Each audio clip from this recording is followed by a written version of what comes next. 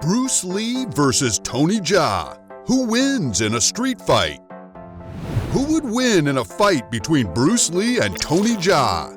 A question that has appeared in every martial artist fan's head. Welcome to Brutal TV. Today we will finally decide who would win in a street fight, Bruce Lee or Tony Jaa. Place your bets and make sure to watch till the end to find out the winner. But before we begin, let's remind you just who these martial arts beasts are. Tony Jaa. Chapanam Uram, or Tony Jaa, was born on February 5, 1976 in the northeastern province of Surin, Thailand. Surprisingly, his parents were elephant herders. Jaa admired martial arts films as a young kid and emulated some of his idols, from Jackie Chan to Jet Li and even Bruce Lee himself.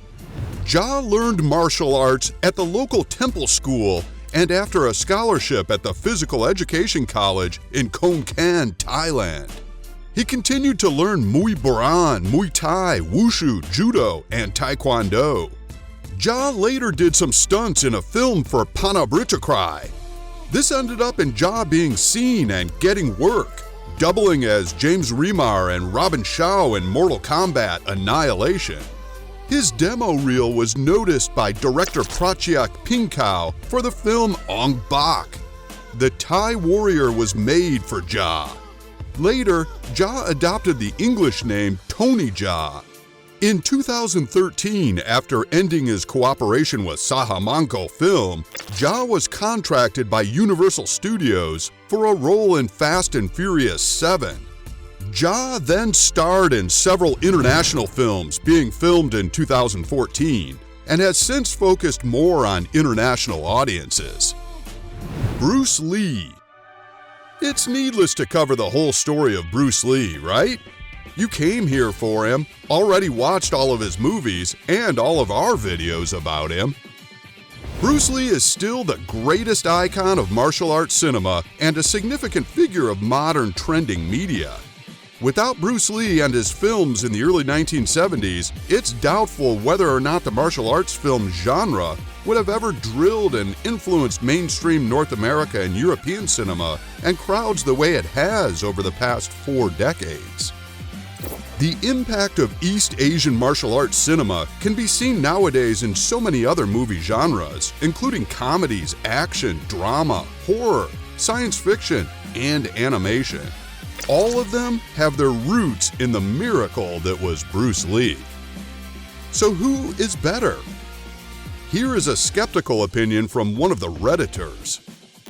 Bruce Lee's Jeet is wholly based in Wing Chun, a style notorious for not being practical in a real fight. Although you would principally find hearsay from practitioners denying the claim and many other martial arts schools proving it. However, that is the reason why Jeet was begun in the first place. It has a primary focus on simple techniques that are quick and efficient, like the straight jab, but its practicality is questionable. The problem is that Bruce doesn't have any known record for fighting, and all the claims of his street fights are fabled and stories at best. Bruce is a beast, no denying that, and for his build, you could place him in the running for peak human status. I think he'd probably win, but it's perhaps closer than most people would think. Others declare that Bruce Lee would definitely win. Tony Jaa is an actor. He indeed learned Muay Thai, but after coming into an acting field, he practiced moves in which his opponent would behave in a definite way to the actor's attack. But Bruce Lee practiced real-life situation fights. It may be that Tony Jaa's moves look good, but that gives him enough time for an opponent to react.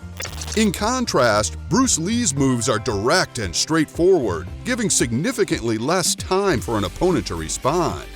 Moreover, Bruce Lee's speed and strength are much higher. So, is it Bruce Lee without a doubt? Tony Jaa only learned martial arts for 4 years to do action movies.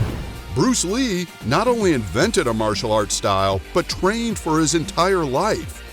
There will be specific disciplines that would take years to master.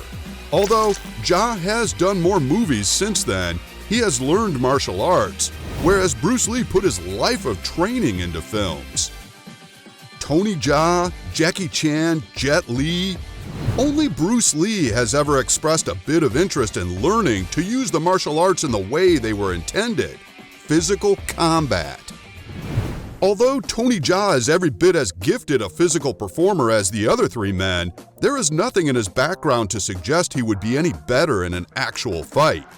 From a very young age, his focus in training was to look like Jackie, Bruce, and Jet, and not to fight.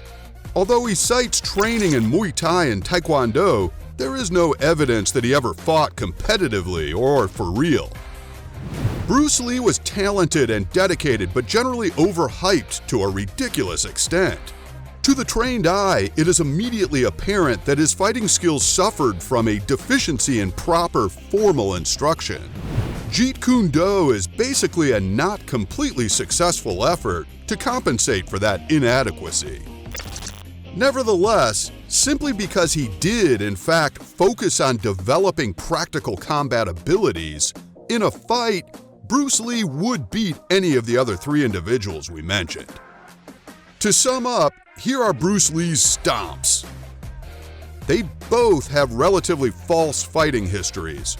Although, leaving out the information out there, Bruce Lee still had considerably more fights and different combat forms. Bruce Lee's strength and physical feats bump off Jaa's. Also, not only was he more powerful, he seems to be much faster as well. Bruce Lee's knowledge and dedication to fighting was incredible. He was a lifelong student of martial arts, studied and practiced almost every form of fighting, and placed it all in his book long before MMA. But what do you think? Tony Jaa or Bruce Lee? Maybe there's someone better than both. Make sure to leave your opinion in the comment section below. And don't forget to like, share, and subscribe to Brutal TV so you don't miss a future upload. Thanks for watching. We'll see you next time.